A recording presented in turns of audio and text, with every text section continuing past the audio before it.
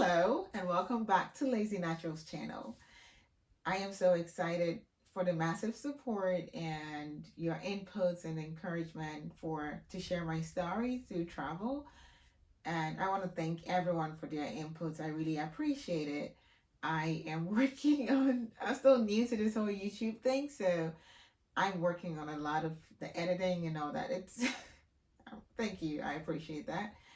Also, I notice the majority of my viewers are not even subscribed to my channel. Please, I would appreciate it if you just subscribe and then share with your friends as well and like and click on the notification so you can get the updates every Thursday when I upload my videos. Thank you. So, today is wash day again. And as usual, I will be sectioning my hair just like I taught you the last time, and we will be having a chat. So let's begin with I've got a couple of questions to answer about my travel, so I will be addressing them shortly. The first one was about why I went to China. That's kind of an interesting question because I actually thought about it, and even though I have answers, I don't have logical answers. Why China? Um, so what happened was after I graduated from university, my mom approached me, and then she asked if I wanted to travel. Initially, my answer was a blatant no. I'm not going anywhere. I'm not interested in traveling. For what? Where? I didn't want to go. Anyway, a quick pause. I will be sectioning my hair just like I said the last time. Before you wash your hair, you need to section it, put it into sections. So I'm gonna do the 6 buns, okay, to wash it easily. But my hair is still curled, so I need to separate it. Else it's gonna be all knotted up when the water gets in there. So I'm gonna do that before I'll section it. So my mom asked me if I wanted to travel, and my initial response was, "Hell no, I'm not going anywhere." But eventually, I think that I thought about it for about a couple months, and I said, "Okay, okay, I want to go." And we had to decide, like, where do you want to go? I had no idea, so I'm like, "Yeah, I'll go anywhere." But I think that if I want to travel, I want to be able to work and like get a better income, also learn something. Eventually, she suggested China because she knew people who had gone there to teach, and it was very lucrative because people go to China to teach and then they come back and buy homes. Like there's money in China, so she's like, it's a great thing. People do this. You can if you're interested, and I am very ambitious. Like I want to be wealthy and comfortable. I'm like, yeah, if it's gonna get me the money I need, why not? So I agreed to go. And I want to make this clear that my experience in China wasn't all that bad.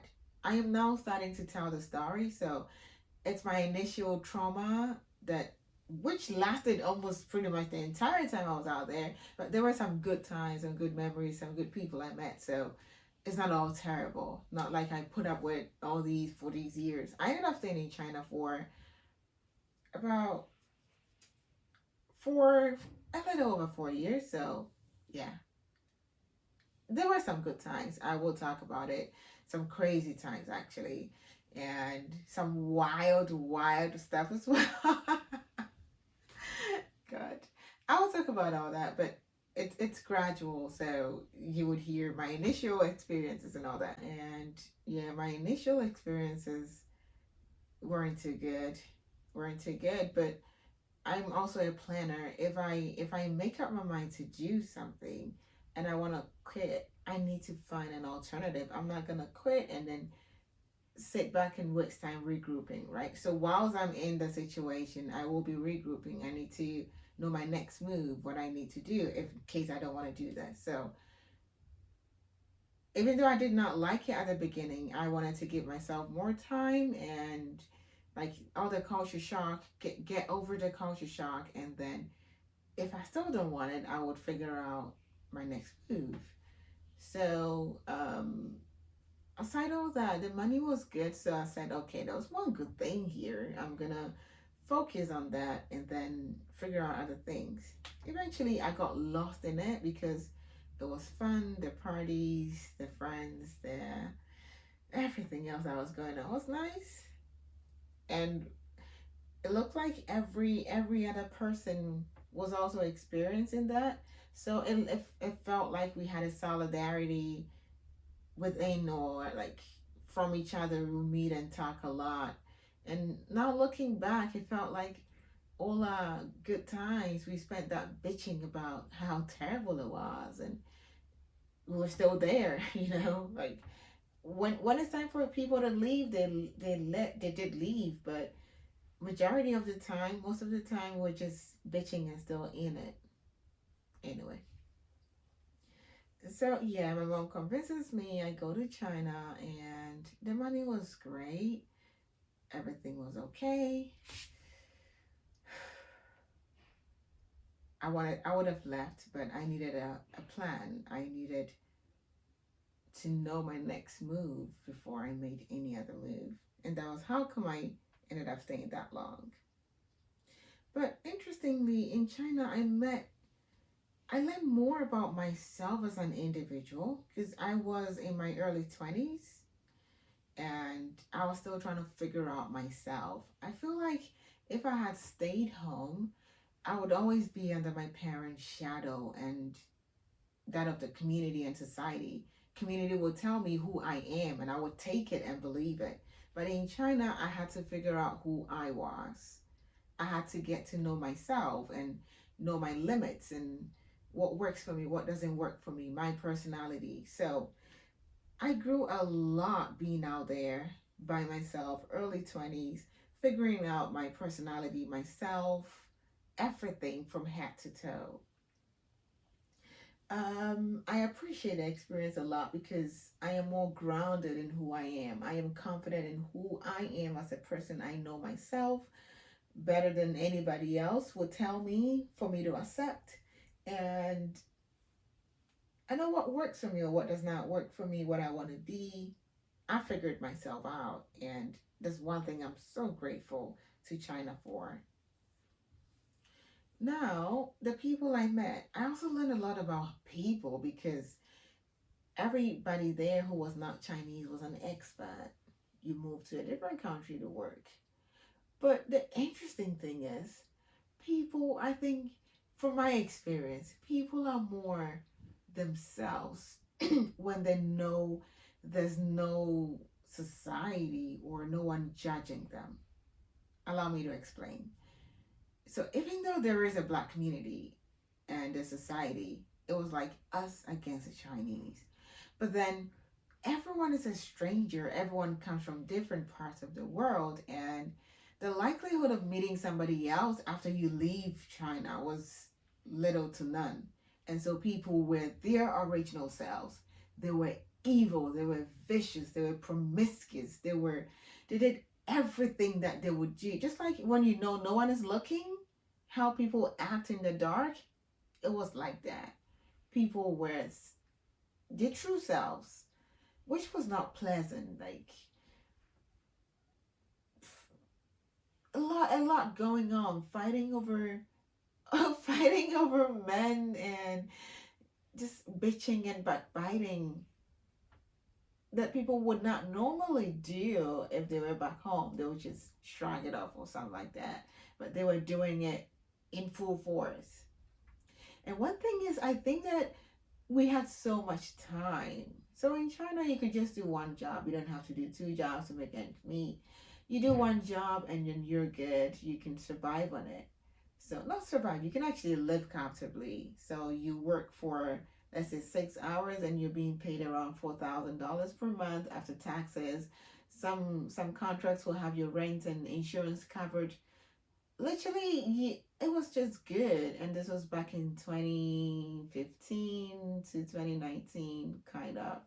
It was good. It was really good. So people had more time on their hands for shit.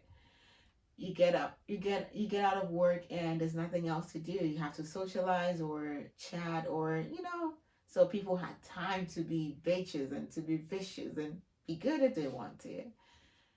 I came across people who were genuinely nice, but also did not care for what anybody else thought about them, because you're not gonna see me after I leave. So they would do anything without thinking twice. They would do a whole lot to people, and they can live with it because they don't really care. And that's one thing I learned about people in China. I also learned a lot, like some of the customs in China. So I have a friend, like I have some Chinese friends. They have two passports. One passport is the original date of birth, their name, and all that, and then one is either they have their age reduced, different name, different a whole different identity, and they use it for whatever. The thing is, forgery is not a crime in China. Just don't get caught doing bad things with it. You would get into trouble for doing something bad rather than forging a document to do that. So the forgery would not get you into trouble, but the thing that would you would do is the thing that would land you into trouble. So a lot of things that we were so scared to do, like don't forge your documents, don't do this. It was pretty very normal in China, and people were just doing it. So there was just a whole China felt like a whole new world on its own. Actually, things you listen to the news, things going on in the West, we did not care. We were not affected by it. We had our own things to deal with, like daily racism and racial discrimination and all that. But the things that people worry about, oh, this is happening here, this person is doing this, and there's this election, and we're worried about inflation and all that. We did not care. We were in a whole different world of our own, and it didn't matter to us at all. So yeah, that was our China. Before I continue, I'm going to talk about what I'm going to use today. So I'm sectioning my hair right now. Today I'm going to try these shampoo and conditioner bars from Brazil. I keep saying Brazil is the best when it comes to hair product. It's not the first time I'm using it. I have been using it for a while now, and the amazing thing is, one, it is eco-friendly. It does not pollute the environment because it doesn't come in a plastic container, and this is biodegradable, so you get rid of everything after you use it. But the most important part is when I use a shampoo bottle or a conditioner bottle, sometimes I use one whole bottle to wash my hair, or for a bottle I use it just twice because there's a lot of volume on my hair. But this thing right here, it's like not even half the price. It's like 2/3 of the price, probably, or sometimes depending on the brand, it could be half the price of a shampoo. And I use this one bar. I'm gonna eat one bar less 3 times. So instead of using a shampoo bottle once or just twice per wash, I use this 3 times, which is, if it's half the price, it's pretty much 6 times using a shampoo bottle, and then it saves the environment. So I would encourage everybody, consider switching to shampoo and conditioner bars.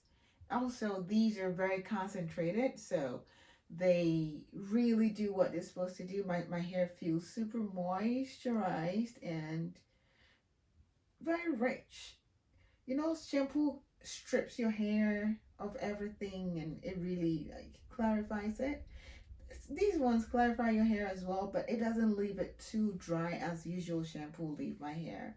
So yeah, you should consider using shampoo and conditioner bars as well. Great for the environment. It saves you money. I remember at the beginning of this, when I started this channel, one of our very first video I made, I mentioned that we're going to learn how to save money while being fabulous with our hair. So yes, shampoo bar is the way to go. I will not tell you the brand because I don't want to make free advertisement for anybody, but it's great. It's great. If you ask me privately, I can tell you what brand it is and where to get it. But so speaking of what people would do just because they're expats and they would never meet people again, there was a time that this lady wanted to fight me over this dude who was not my type, not stupid. It was a stupid fight. I am not confrontational. I am not verbally confrontational, but I also do not take shit. So she messages me. I was the admin. So we had messy. We had group chats. So in the Black community, we try to stay together due to what was going on. So we had group chats, several group chats based on the city, and then the entire country for all Black people, and then also based on country. So let's say we lived in Shenzhen, we have Black people in Shenzhen, and then we have Black people in China, and then we have Black Americans in China, Ghanaians in China, Nigerians in China, like that. There were several groups, and groups were a lot of things. If you wanted a soccer group, you find it. There was a meme group, there was a sex group, everything. You could find a group for literally everything. So I was an admin for a couple of these groups. I was an admin for a couple of these groups. So this lady messages me privately. Oh yeah, you talking to this guy, and then that's my man. I was super lost. I was like, who are we talking about? I have no idea who this person is, and why are you fighting? It was in the morning. I had to go to work. So I was not responding, and then she gets in the group chat of which I am an admin. Yeah, this admin is talking to my man. She want Americans are messy. Americans are messy. I do not have a strong opinion about Americans, but China, the ones that I met in China, good grief.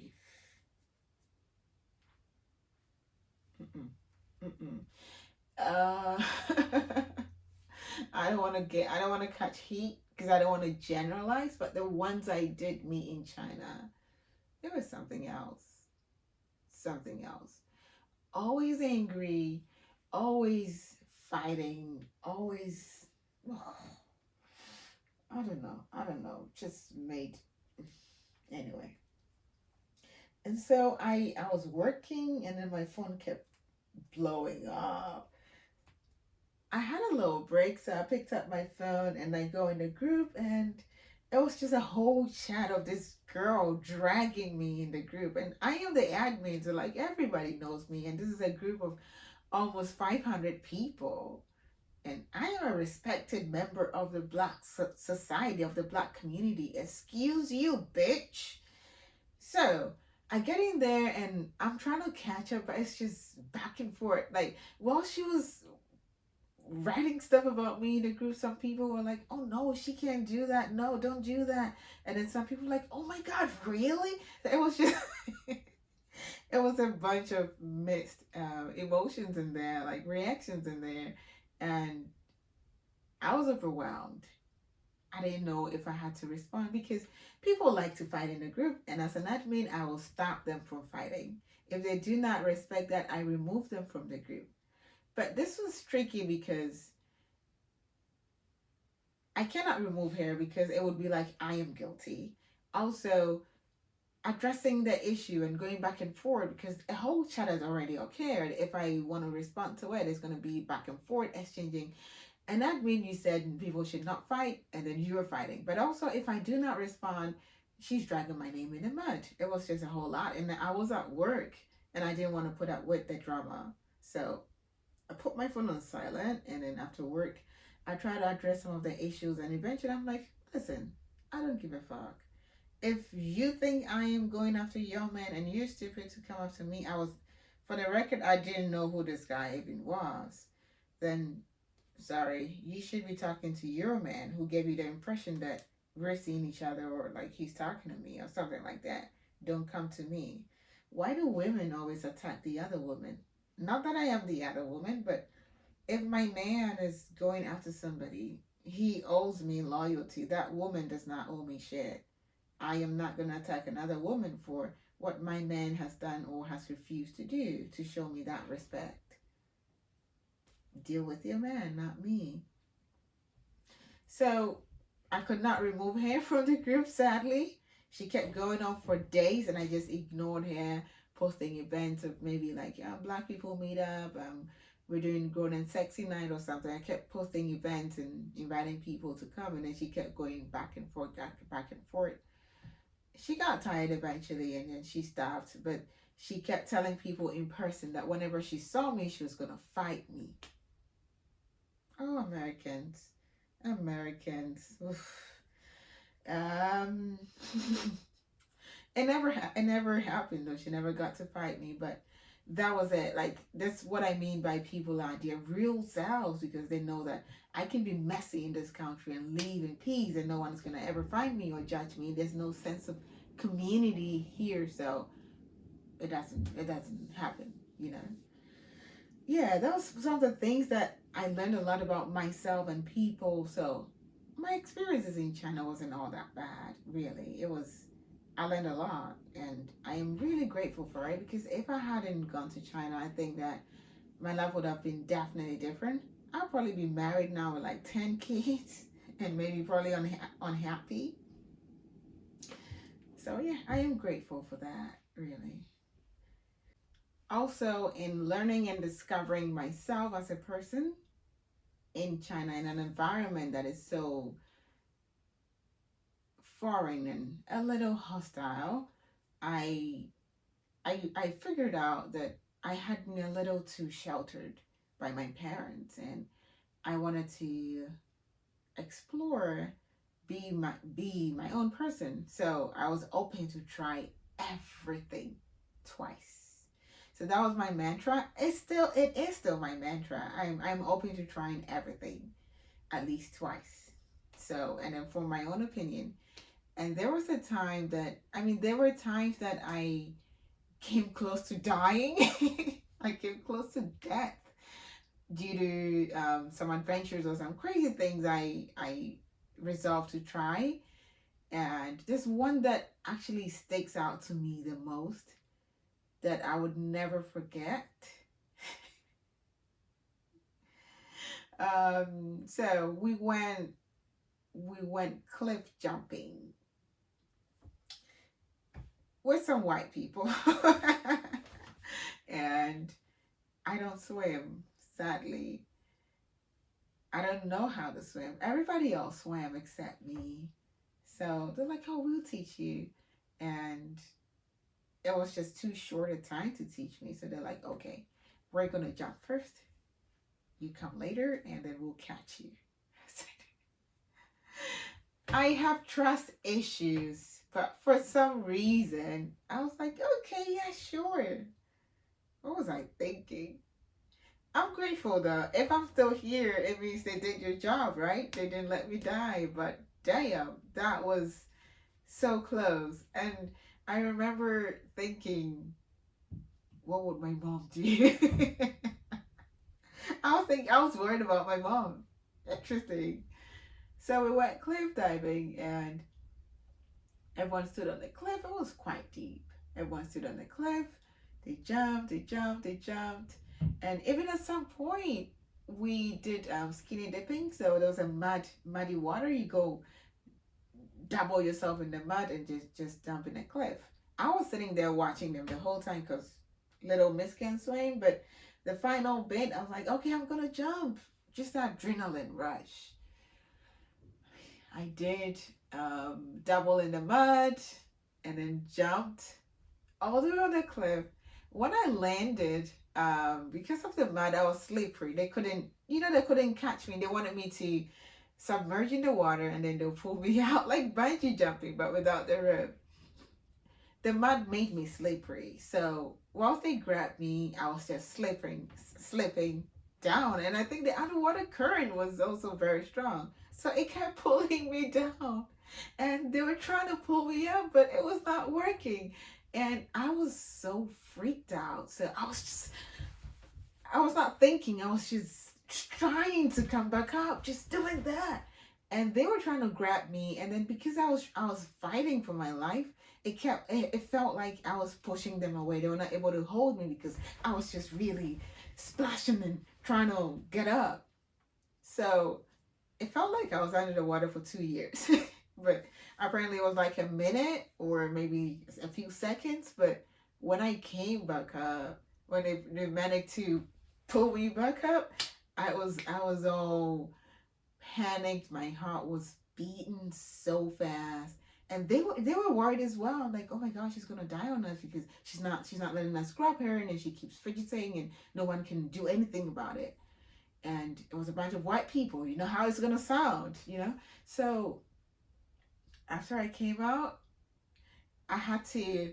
We jumped to the deepest part of the water, and to get out, you have to kind of swim to get out. I didn't think about it. So stupid. So now I'm out, like they're holding me. So my head is on the surface. How do I get the fuck out of this lake or river? How do I get out? They're like, oh, we gotta swim over there. How am I gonna do that? Listen, listen, swimming is a very essential skill. If you have the opportunity, learn to swim. Do not take it for granted, and don't play with water. You could easily lose your life in water. So they're like, okay, two people are gonna swim. Just hold on to us, all right? I'm like, okay. So I held on to. I couldn't hold on to their arm. I had to hold on to their pants, like the waistline of their pants, and also kind of move my arms a little bit. That is so embarrassing. And gradually, we made our way to the banks of the river. It was a lake, I guess. What was it? It was a waterfall. I think it was it flowing. It was a waterfall, but yeah, the water would flow a little. I don't think it was a lake. It was a waterfall. So we made our way to the bank of the waterfall. Crazy. And then there are some other travel adventures that we experienced as well, like traveling through China and also going on vacation outside China. I think that was when my spirit or my interest in traveling grew, and I wanted to do more and see more of the world and other cultures as well. And so, yes, I will keep on sharing in each episode. So, thank you for staying till the end of this video. Please remember to subscribe, like, and share, and I'll come your way with other crazy stuff that I did. I mean, my mom is not there to stop me, so everything was up for try. I was up to try everything. So you will hear from me every Thursday. Remember to like, subscribe, and share. Thank you, and have a wonderful week.